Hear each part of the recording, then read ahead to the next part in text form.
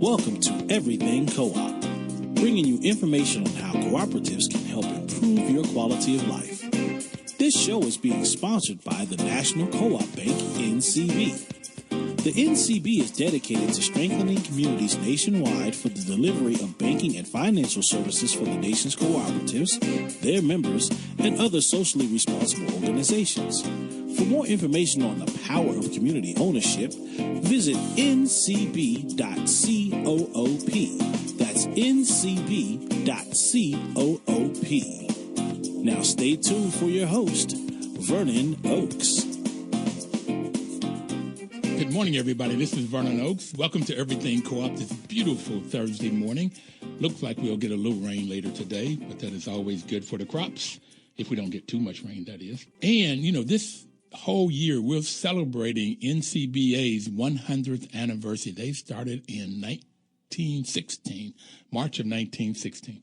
So it's a wonderful year to celebrate the National Co-op Business Association and everything that they have done for U.S. and for their members. Today, we're going to talk about farming, and we have Emily Best on the line with us. Good morning, Emily. Good morning. Thank you so much for having me. And what is the group that you work for? I got to get that name, that's pronunciation down. We're called the Tuscarora Organic Growers Cooperative. Tuscarora. Yes, you got it. Tuscarora, okay. Organic growers. Yes. And how did you guys get started? Well, the group started back in 1988 when 3 neighboring farmers realized that they could be more efficient and do better sales together than if they kept doing it separately. They were each going down to Washington, D.C. to sell their produce individually, and they realized that if they worked together, then they could minimize the trips to the city and offer their customers a wider range of produce. Working together, they can get more done. Exactly. I never knew the risk that farmers have until I started this show about 2.5 years ago. We've had several farmers or groups representing farmers. Can you talk about some of that risk? You got it on the front end, you got it growing, you got it on the back end of it, selling it. Yeah, there's a lot of risk in farming. We can see some of that just this season. The weather has been very unpredictable this spring. We saw some really hot temperatures very early, and then it frosted after that. And that definitely affected some of the crops that the farmers had already put out, especially for some of the growers who do tree fruits. They've invested a lot of resources in starting their season, and when the weather is out of whack, they take a hit. Another risk is that, they plant the crop. They're trying to predict what their customers will want. And if the customers don't show up or they decide they want to go with another farmer's produce, then suddenly, the farmer is stuck with that produce and they might have to lower their price or drive farther to try and sell it. And so it's always a risk when you're trying to decide how much to plant and what you think you can sell. And that's not even getting into issues with diseases and pests and insects and that sort of thing. That's what I was thinking. You got risk on the front end. You've got to buy the right seeds and whatever you do to help it to grow. And then you've got to till the soil and make sure it's right based on the terrain. I grew up in Bluefield, West Virginia. There was always hills, and you had to have the rows correct. And then you seed it, and then it will grow or it won't. And then if it grows, you've got to weed it, and you got worms, and you got rabbits and everything that will. Yep. You say groundhogs? Yeah. Okay.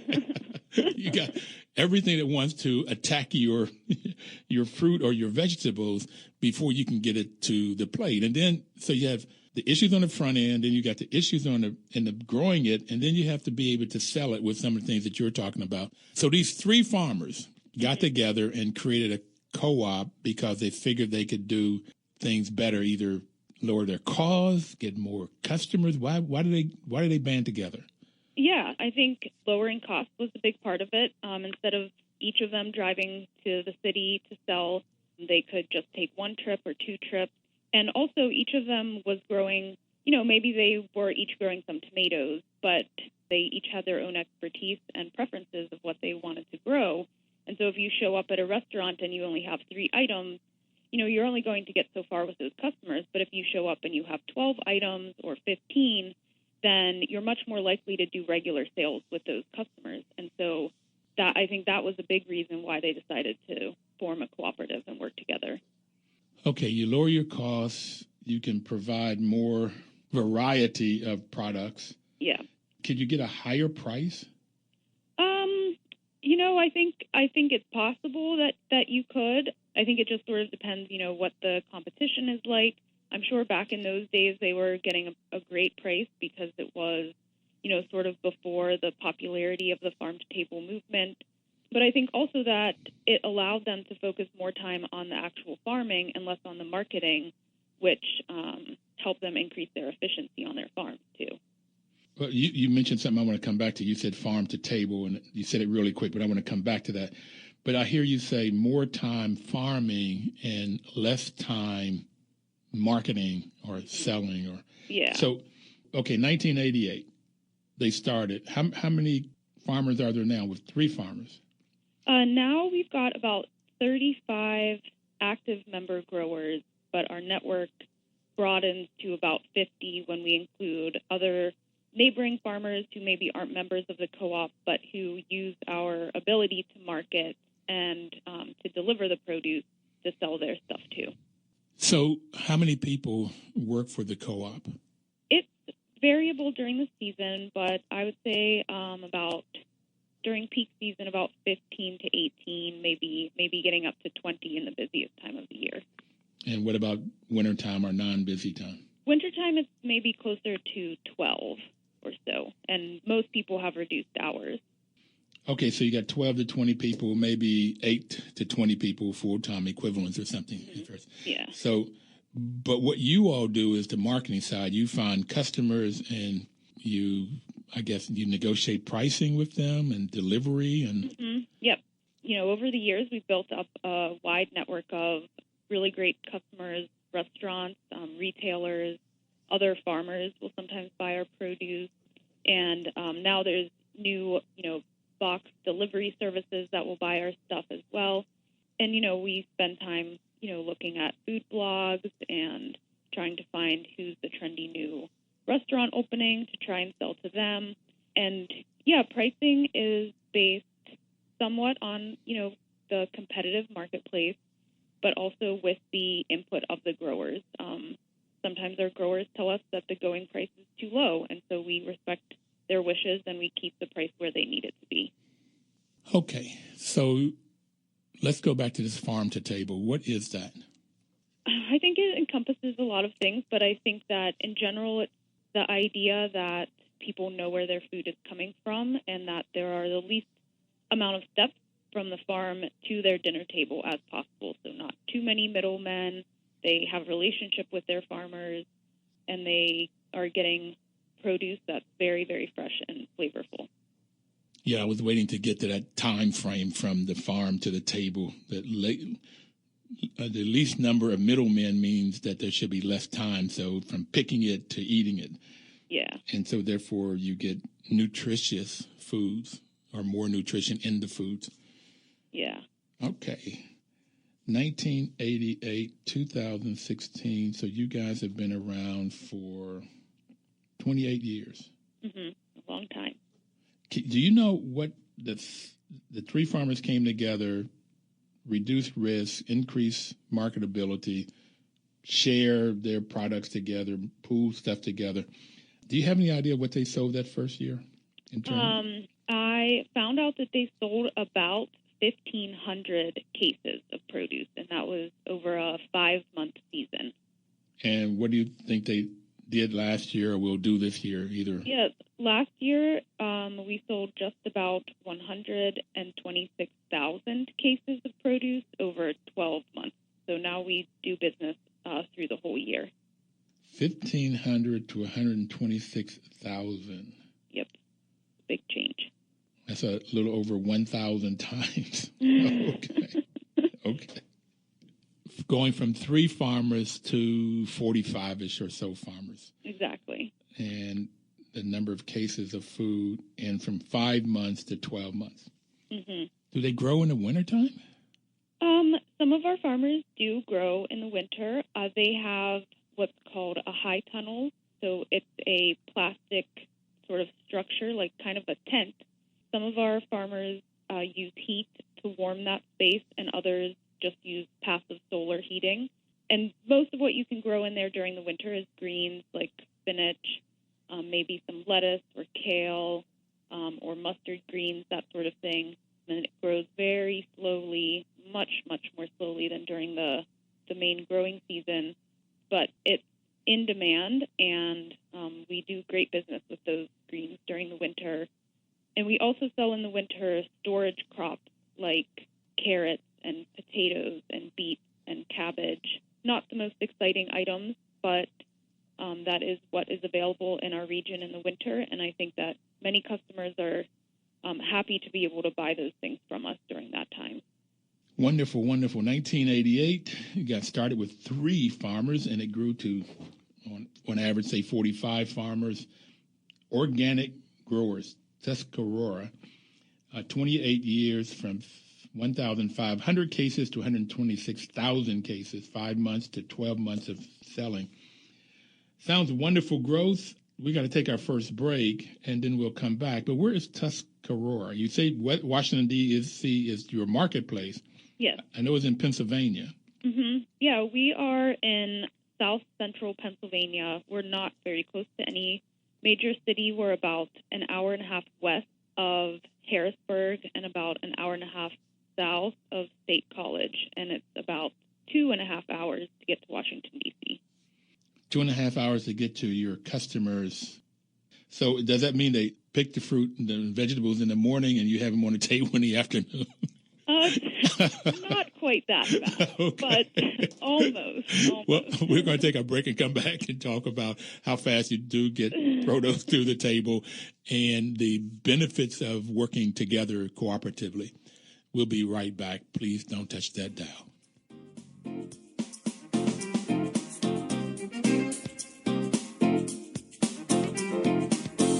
$14.50 WOL.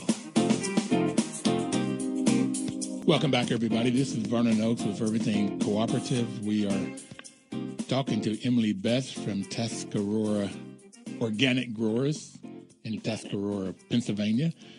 You know, the National Co-op Bank's mission is to help cooperatives grow by supporting and being an advocate for America's cooperatives and their members, placing special emphasis on serving the needs of communities that are economically challenged, which is different from most banks. Most banks won't go into neighborhoods that are economically challenged, which causes NCB to have a challenge, but they've done extremely well, and they got started in about 1985. So they were perhaps right a little bit before you guys got started in Tuscarora. Mm-hmm. Okay, so you say, how long does it take to get from the farm, from the fields to the table in D.C., from Tuscarora, a 2.5-hour drive? Yeah, so we deliver twice a week to D.C. and Baltimore and the surrounding area. And so today's Thursday. We're working on completing our sales day, and pretty soon our growers will start bringing in their deliveries, and we'll check them in, check quality and all of that. And then throughout the afternoon and evening, we'll be working to get the orders ready.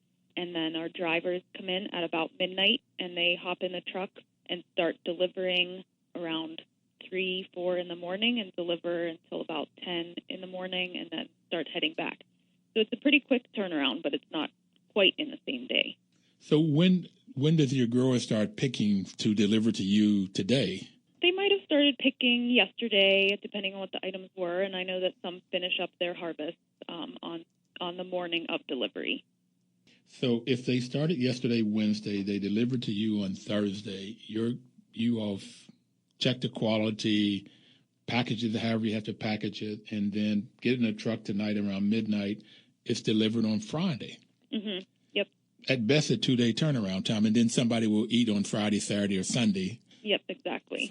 Or either go to a restaurant and eat or go to a grocery store. Do you sell to cooperative food stores? Yes, we sell to a few cooperatives in the D.C. area, as well as some smaller specialty retailers like the Mom's Organic Market.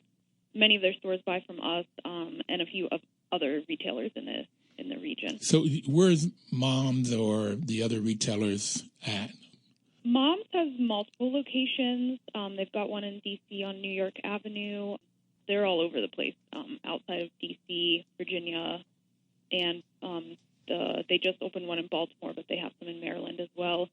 We work with the Yes Organic Market, and we also do some business with Whole Foods. Okay. And the sixth principle is cooperation among cooperatives. Mm-hmm. For anybody that haven't listened before, there are 7 principles that the modern cooperative sort of lives by, and the sixth one is cooperation among cooperatives. Do you have any food co-ops in the area? If somebody wanted to go buy your products, we got Moms and Yes and Whole Foods. Mm-hmm. Where else could they go? We do business with the Bethesda Co-op, the Glut Co-op, the Tacoma Park Co-op in the D.C. area, and then we also do some business with a cooperative in Pittsburgh, Pennsylvania. So the one I know about is the one in Tacoma Park. I don't know the one in Bethesda. I unfortunately don't know those co-ops either. Sorry to say. Okay. Yeah, I know them by their email addresses and phone numbers at this point. All right, so the growers, 45-ish or so, will pick on Wednesday, deliver to you on Thursday, mm-hmm. pick on Wednesday and or Thursday, deliver you today. You package them. So you have a warehouse and refrigeration? Yes, we have. We have a lot of cooler space, and we have multiple cooler spaces to keep all of the produce at its ideal temperature. And so we don't repack any produce. It comes in the boxes that it's then delivered into. We just will open the box, make sure it looks good, and then we just build pallets of the cases in the order of their deliveries, so that when the drivers get to DC, it's easy for them to take it off the truck and deliver it to each customer. Fantastic. So the co-op, what I found out here, mostly co-ops are formed when there's a community need. The community need there was trying to reduce price, mm-hmm. Reduce their costs, and get more customer outlets for their produce. Mm-hmm. That also means that they reduce their risk and perhaps increase their pricing.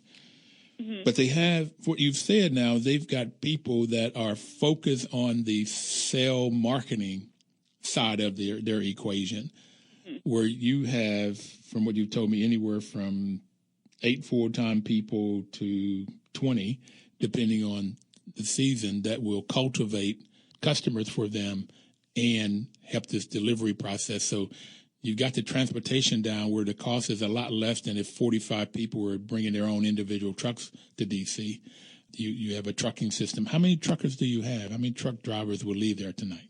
Tonight we're probably going to send out, I'm just going to guess, mm-hmm. about 3 trucks.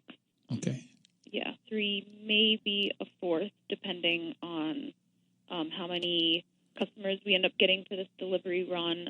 I know that during the summer we'll send out 4 and sometimes even 5. This week we have 1 truck that's just going out to eastern Pennsylvania for a couple of larger deliveries, and then we'll have 2 to 3 going to the D.C.-Baltimore area. Okay. So this sounds fascinating to me that the co-op ends up being, and I'm so glad you're on, Emily, so we can explain this side of this co-op. We found that this works with both farmers and artists. Oh. That artists now will come together. Somebody does pottery, somebody does painting, somebody does sculpture, somebody does, quilts, all kinds of different art, and they'll get their warehouse space mm-hmm. so they can come together. That each individual one could not afford the warehouse space. And then when they have a showing, you can have a showing with a lot more, examples, like you have all of this different produce coming down, and they can decide what they're going to do and what they're going to show, so they can maximize what people will see and the variety that they see, that they can potentially maximize what money they get and what money they can make. And also then they can promote it with less cost than each individual artist trying to promote themselves. So it was surprising to me that artists, they had the same kinds of needs of farmers. Yeah. And there may be other groups of people that would have this need and then come together and work together. I want to get over to the governance of this co-op, your management.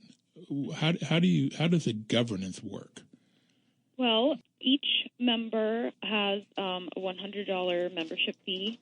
That's a one-time fee to enter. Part of being a member also means that they participate in our production planning process. And so we call that our commitment chart, and it has to do with how we manage what is being grown and how it matches with the demand. And so that is actually a key part of being a member of our co-op, is participating in that production planning process. And then once a year, we have an annual membership meeting, which all members are encouraged strongly to attend. And at that point, we do vote for the board. Okay. And how often does the board meet? It varies, but they meet most often in the fall, winter, and early spring. And once the summer and the growing season really gets going, they meet a lot less frequently. And if they do have to discuss anything during that time period, it's usually via a phone conference. Okay. What about training? How does your board get training to know how to function as a board and solve conflict? That's actually something that we're working on currently, is to try and get a little bit more training, especially in the cooperative accounting realm, because it is a little bit different from other types of accounting. And I know that, our board members are all farmers. They're not accountants. They're not financial experts. And so I'm working on finding a way to get them a little bit more information about that. And in terms of other types of training, I think that our board president, Jim Crawford, who is one of the founding members, he works with the newer board members to try to, show them how the board should run and what's appropriate to try to manage and what, my job to manage. But it's definitely a learning experience for many people as they join the board. Yeah, well, I've found I do I manage housing co-ops in apartment buildings and condos, but I love co-ops, and this training part is particularly ongoing as you get new board members. But we're ready to take our second break, and we're going to come back and talk some more about governance and training and the cooperative principles and how they work within your farmers marketing co-op. But we'll be right back. Please don't touch that dial. We're going to get the weather and the news and traffic, and then we'll be right back.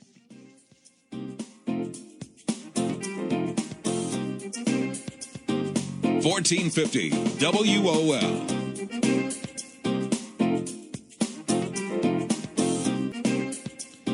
Welcome back, everybody. This is Vernon Oaks, Everything Cooperative. We're talking with Emily Best, who's the general manager of Tuscarora Organic Food Growers. Okay. Emily, we were talking about, education, but let me just quickly give, if there's somebody new out there that does not know what a cooperative is, it's any business. Any business you think of can be a cooperative. There's basically four main forms of cooperatives. The first one, if it's owned and controlled by the workers or employees, it's called a worker cooperative.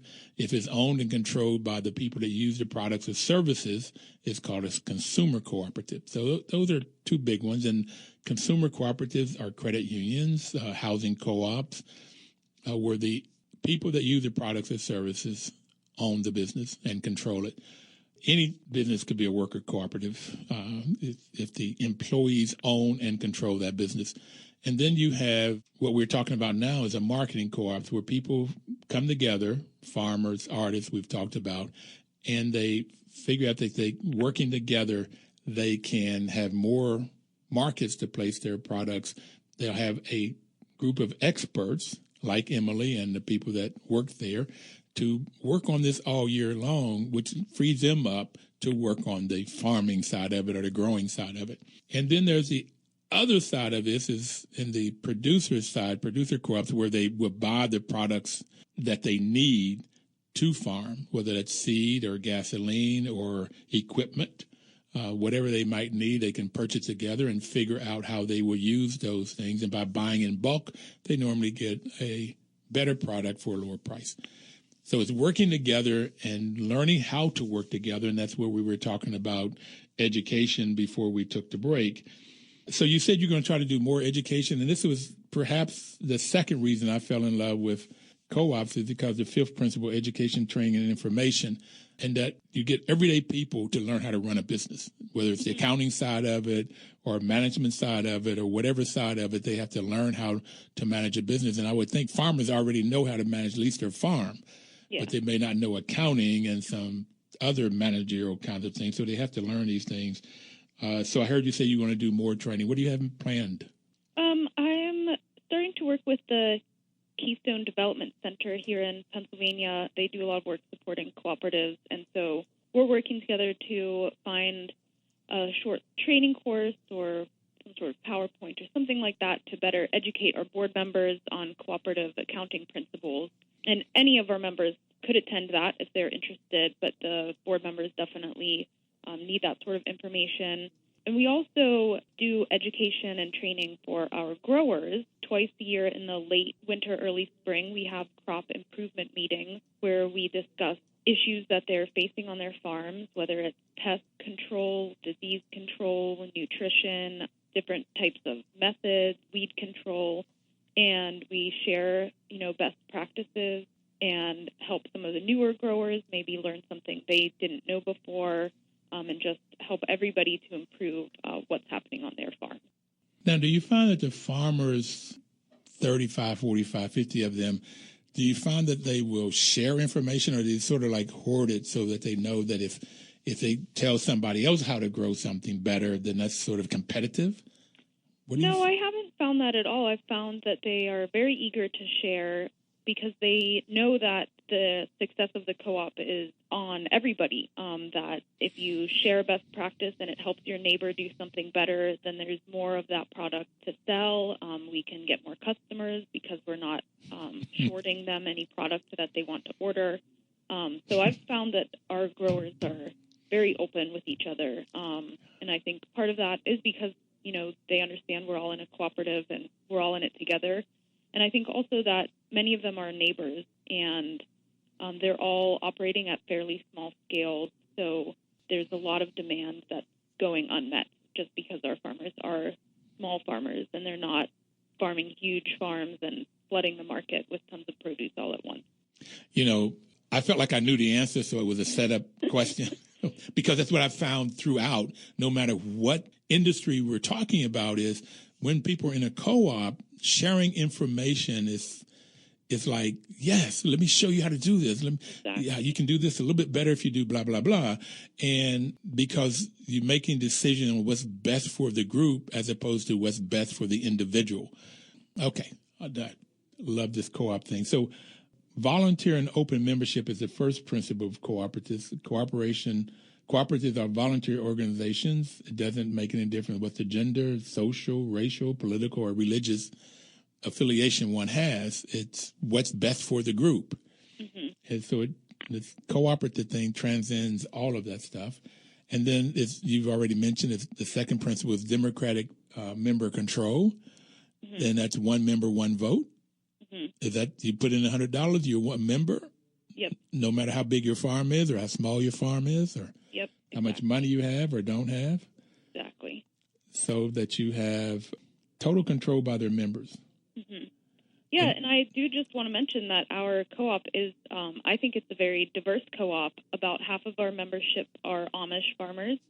And so, I think that right there it's a very cross-cultural experience for me, working with the Amish farmers and just learning from them and seeing how they farm and how they adapt, without having electricity and that sort of thing. And then of our farmers who aren't Amish, we have older farmers who've been in business for 40-plus years, and we have young farmers who are in their first 5 or 10 years. We have farms that are run by women, which I think is really awesome. We have, different sexualities in our group. I think it's really great because it does show that everybody can come together, even if there are differences within communities where people otherwise would not be communicating or have any reason to do business together. But because of the co-op, they do come together and work together and are successful together. Do you have any African Americans or Latinos? We have one family who is Latino. We unfortunately have no African-American farmers in our group. Part of that is based on our location. It's not a very diverse area, fortunately. But, I mean, we are, of course, open to anybody who wants to join the co-op. Okay. Amish and anybody sexual orientation, that seems interesting that they work together. Exactly. Yeah. Neat. Old and young. Yep. Okay. I had the president of ICA, the International Cooperative Alliance, Dame Pauline Green, on one time, and she said it didn't make any difference on which side of the iron curtain they were on. When they came to co-op meetings, it was what was best for the group. Exactly. The political persuasion or it didn't make any difference. Mm-hmm. And the third one is member economic participation. So you've already mentioned that if to join, you have to pay $100. So it's very, very small membership entry fee. Mm-hmm. What about the other side of it? If the co-op makes money, do they have dividends or give money back to the farmers? Yes, we do. The way that things work when we sell the produce, so the co-op doesn't purchase the produce outright from the growers. We sell it for them, and then the co-op itself does take a certain percentage off the selling price to do the logistics and pay for the marketing and, to pay for the employees. And if there's any profit after that, then it does go back to the farmers. Okay, so I've got a bushel of carrots to sell you, and I'm in the group. So we decide what we're going to sell that for. Mm-hmm. And you bring it to D.C. or Baltimore or Philly, and you sell it for that amount. And let's say it's $100. Okay. And then you get a percent. Yeah. And can you say what that is? You feel like it's okay to? Yeah, I think it's fine to say. So out of that $100, the farmer would get $75, and we would get $25. And of course, that $25 is going to pay for the gas to get the truck going, and pay for the truck driver, and pay for the dock workers, to check in the produce, and pay for someone to call the customers and sell it. So I know that when you go to a farmer's market, the farmer gets 100% of that price, but the farmer is also the one who's doing the marketing and the trucking and all of the work to get it to market. So I think that it's a pretty fair trade-off, although, it is always a discussion, how much does the so-called middleman make? But I always like to remind people that in the co-op, any profits after the cost of doing business go back to the farmer. Okay. I got a bushel or basket of carrots. We have decided it's going to cost $100 for that bushel. I deliver it down to your place. You on tonight will package it and you will send it out, and you collect the $100. Do you get that? Yes. Do you make it? Is it COD or is it on credit? Yeah, it depends on the customer. Some customers, especially when they're first starting out, are COD. Many more, have a week or two to pay. So you do the collection too? Mm-hmm, yes. Okay, so you get the $100 in, either right there on the spot, or they paid in advance, or within a week or two you get your money. Mm-hmm. So you got your $100 in, you take out $25, and you send the farmer $75. Yep. Yeah, the farmers receive checks from us every week, and it tallies up everything that we sold of their product over a certain period of time, and then they'll receive that check once a week. So for my bushel of carrots or basket or however I send it to you, I get $75 for it. You keep $25. You get paid. The other 8 to 20 people get paid. Mm-hmm. And I assume that's the dock workers. You either have bought trucks or you have leased trucks. You got to pay for that and gas and everything to get it down here. Mm-hmm. Then you've got to have some kind of system to then build out the customer that receive it, the restaurant or the grocery store. You get the money back. I assume if somebody doesn't pay you, you have to pay the lawyers to go after them or whatever. Hopefully you don't have much of that. Okay. We haven't ever gotten to that point. Oh, wonderful. Because that's in my property management business. I have a lot of that. Tenants sometimes don't pay. Okay, so this is what happens at $25. And let's say all of that for this year, it came to on average $20. So you have $5 per bushel left over. and now you give that back to the farmers. So how is that divvied out? Per share or? The profits at the end? Yes. Yeah. It has to do with shares because some of the farmers have contributed more over the years than others. And it's actually an issue that I'm still learning, to be frank about it. The profit sharing, I only saw it happening this year within my first month or so of being hired. And so I was still a little bit confused over how exactly they were allocating the funds. And so it's something I'm definitely learning more about. But I know that it does have to do with, frequently it seems as though the farmers who've been in the co-op longer have invested more. And so we're slowly working to pay off. We'll come back and talk about that and the other principles. We're taking our last break. We only have 15 more minutes to go. It goes by quick. We'll be right back. Please don't touch the dial. 1450 WOL. Information is power. Information is power. This is why the WOL is such a great partner for us to have this show, because the National Co-op Bank is wanting you to get the information about cooperatives so that perhaps you or two of your friends or somewhere between 3 and 5 people come together. They pool their money, they pool their talents and other resources, and they work together for the betterment of the group. And by working together, often the co-ops last a lot longer. They don't fail because there's this training, which is the 5th principle. So we've talked about volunteer and open membership, democratic member control, and member economic participation is what we were talking about with Emily before we took the break. Emily, I only have one suggestion for what I've heard from most people is the more a person uses the co-op, particularly a food co-op, if it's a consumer co-op, the more the consumer uses that co-op, the bigger percentage of the dividend they get back or the surplus. And it would seem like it would be some combination about how much somebody has inputted in over the years and how much they've used the co-op this past year. That would be fun figuring out. That would be, I'm sure it could be some lively discussions around it. Yes. Okay. Yes, definitely. I guess the other way of doing it is if it really turned out that it takes 20% of it, to $20 in our example, to run the co-op, then maybe you could, over time, ease up how much you give back to maybe where they would get back 80%, or I would get $80 on my bushel of carrots, and it would be less surplus to debate and about who gets that it. number has been adjusted over the years, depending on how sales are going and how many growers are involved. There's often been little tweaks to the formula and how much we give back immediately to the growers and how much we give back at the end of the year. So it's not anything that's set in stone. It just depends, how it's working for everybody and what people would like to see changed. Always a work in progress. Always a work in progress. Okay, so the autonomy and independence is the 4th principle. Cooperatives are autonomous. That's they have to have ownership and control.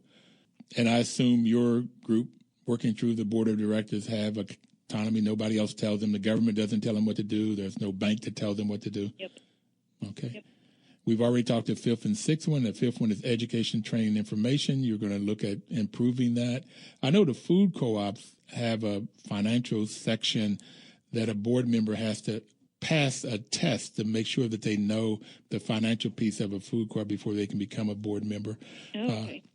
And that it's needed, and the reason is that the board members have to make informed decisions, and financial decisions is a big part of running a board.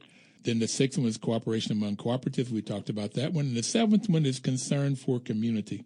So how does your co-op work with that principle? I think that principle is embedded in our mission. All of our farmers are certified organic, and so they follow the practices outlined by the USDA's organic program. So that means that there's only certain types of chemicals that they can use and only certain ways that they can use them. And so because of that, we are taking care of the natural environment around us. And we live in an extremely beautiful part of the country with mountains and rolling hills and valleys, and it's very green this time of year. And so all of our farmers are trying to do the best they can by the land that they have. And then we also believe that having a strong farming community in the rural parts of our country helps the communities in those areas. We can see just by the number of jobs that the co-op is able to support in an area where there's not a lot of good employment options. We are able to offer some good employment. And as are our farmers, they also hire people to help them harvest and take care of their products. And so, I think that those are two really big parts of it, in addition to feeding, the urban areas where we sell really, really great fresh fruits and vegetables. It's interesting when you talk about that beauty. I'm from Bluefield, West Virginia, and I was there this week. Matter of fact, I just got back last night for this program. But I also went to Penn State at State College. Oh, great. And I would love to get up there someday. In Bluefield, they have a farmer's market on Fridays now. They've just started maybe 4 weeks. And I met a gentleman in McDowell County, which is one of the poorest counties in the U.S., but they're starting farming, and they are a co-op. So it was interesting talking to them down there, and the beauty. I would love to get up there, and I might get up there and visit with you one day. Yeah, definitely. Somewhere I saw that your strawberries are not doing well this year. Yeah, we had a very short season for strawberries this year. I don't know what happened. I think just a combination of various weather factors meant that the season was about a week, maybe 10 days shorter than it should have been. It's very disappointing for the growers and our customers because everyone really looks forward to that season. I saw it on your homepage. That's what it was. Yeah. Tuscarora Organic Growers. And that is TOG.coop. Correct. If you just go on www.t, you don't have to spell Tuscarora, O for organic and G for growers, .coop. And you can find out information. And if you're a restaurant or you want to buy their products, this is a way that you can go on their webpage and find out all about them. And is there any other way, a phone or email address you want to give people? Yeah, folks can email me. My email is G as in girl, M as in Mary, GM at TOG.coop. And our phone number here in the office is 814-448-2173. And we're always happy to talk to new potential customers and get them set up in our system and ready to order. So Mary is also general manager, GM yes, exactly. at TOG.coop. Yes. Okay. What have you learned being the general manager of TOG? Wow. I've learned that there's just a lot of communication to do. That's what I've learned the most.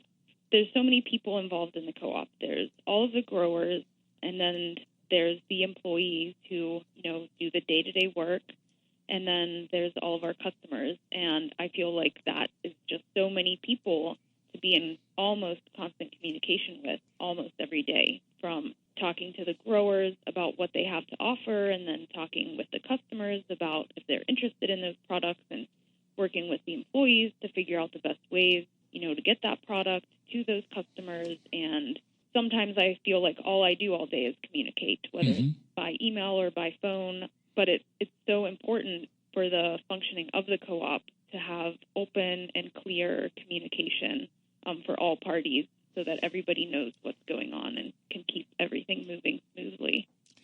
Well, you're sounding like that you're talking about part of the values. Cooperative members believe in ethical values of honesty, openness, that's that communication, social responsibility, and caring for others. They're based on the values of self-help, self-responsibility, democracy, equality, equity, and solidarity. But that openness and transparency, that's making sure that everybody knows what's going on, is vital for any business, but particularly for a cooperative. Yeah, definitely. Do you like what you do?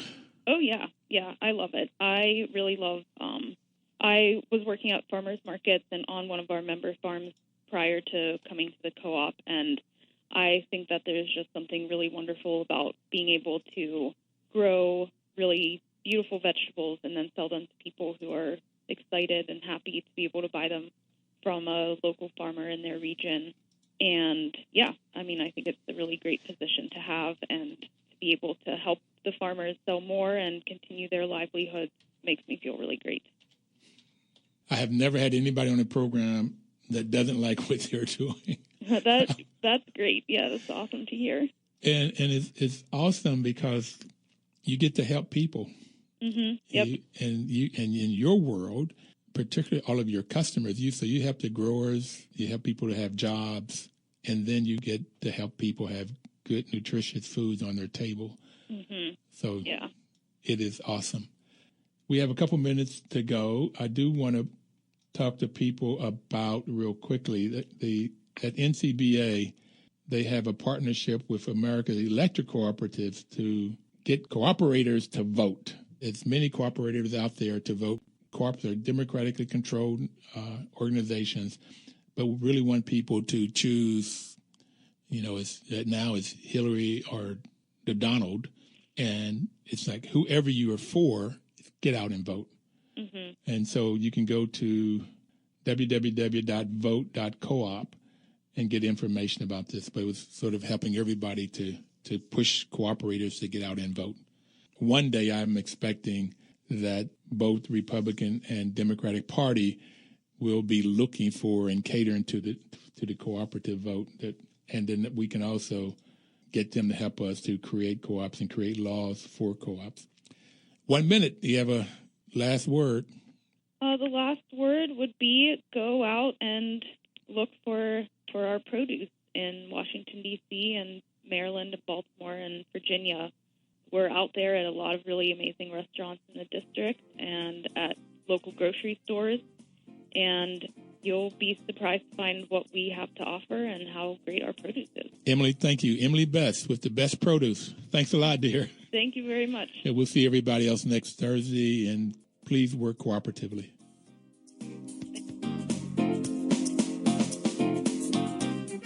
$14.50 WOL.